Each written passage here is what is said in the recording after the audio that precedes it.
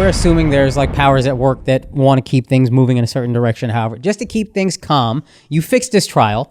Give this guy whatever trial he thinks he's going to get that's fair. We're not acting like people are above fixing a trial. Right. Throw the book at him. Lock him up for 15 years. Everybody, 20 years, whatever. People are happy.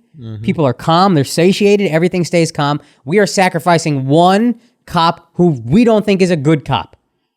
Yeah, but that's the thing. Like, or even if you're just like the powers be, that's just one human being. The way the laws are written, he will probably get off.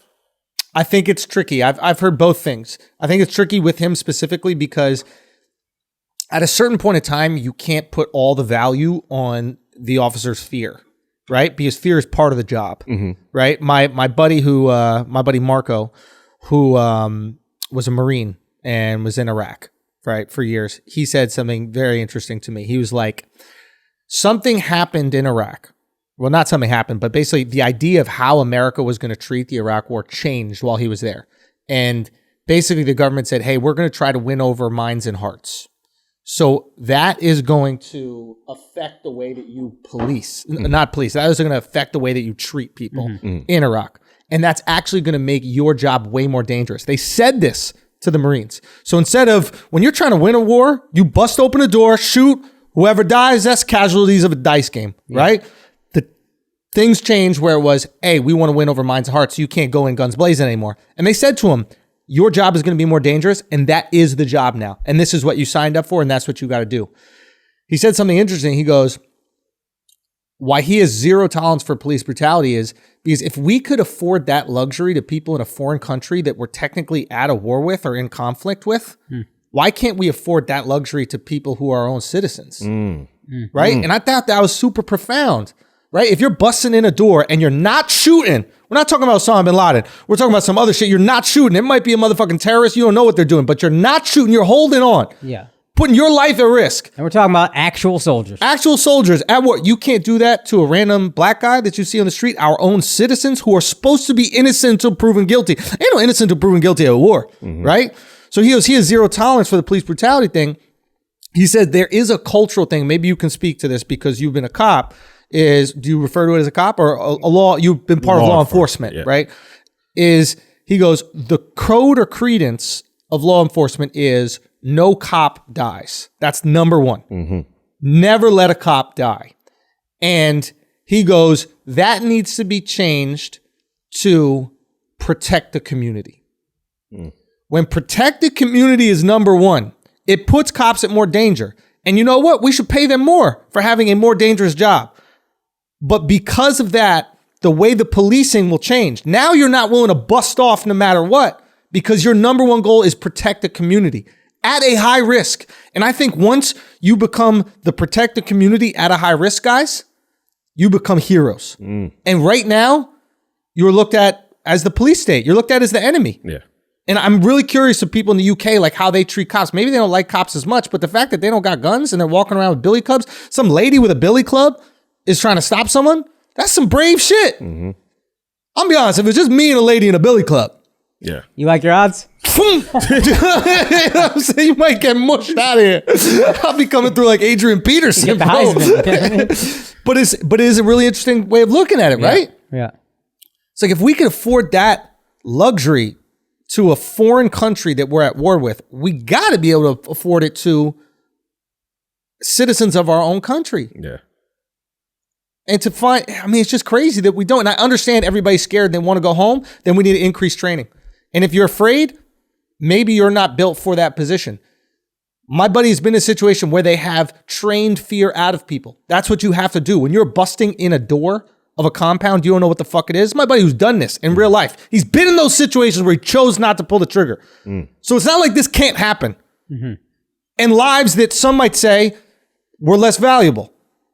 When you're at war with another country, that life is less valuable than an American life. Yeah, people in America will also agree too when they say like, how can we do this to our own people? That's because you're saying we are the most, it's an American citizen. That's a more valuable life. Somebody we're at war with, casualties of a dice game, casualties of war. There's no collateral damage. The only people you don't that are really tragic is friendly fire. That's the only innocent death that war cares about. Innocent kids died. Hey, cost of doing business. Friendly fire, that sucks. You'll get a nice honor when you get home, but that's the only thing that's like a tragedy to us. It is a fundamental change. And look, I understand how difficult it is to even sit here and say that. Mm-hmm. You know what I'm saying? Like, I understand how difficult it is because it's not my life that's on the line. Mm-hmm. You know, like everybody who is justifying the looting, it's easy to say that when it's not your place is being looted. The second your place is looted, all of a sudden it's like, nah, it's getting a little egregious. It's so easy to say these things when they're not personally affecting you, right? Just like it's so easy to tell black people, hey, relax, when you're not black. Yep. Because it ain't affecting you, right? Mm-hmm. It's like, hey, this isn't the way to protest. And then black people are like, motherfucker, what is? Yep. What is the way? It ain't putting a square on Instagram. My view on looting is if I was black and people were like, looting isn't the answer. And I'd be like, well, what is? And they'd be like, I don't know. And before they could say but, I'd be like, all right, cool. I'm going to go get a Louis bag. So like for my trouble, that's my answer. That's my, you know what's interesting about Instagram is like the people's minds we need to change, like the real like deep rooted racists are all old, right? Nah. Well, if you guys let me finish making a fucking point before you do that shit. The real people whose minds you got to change are people in authority and power and that are older, right? Like some 20-year-old kid, yeah, maybe he don't care black people. He doesn't really have that much power authority over you. Okay. Do you know what I'm saying? Yeah.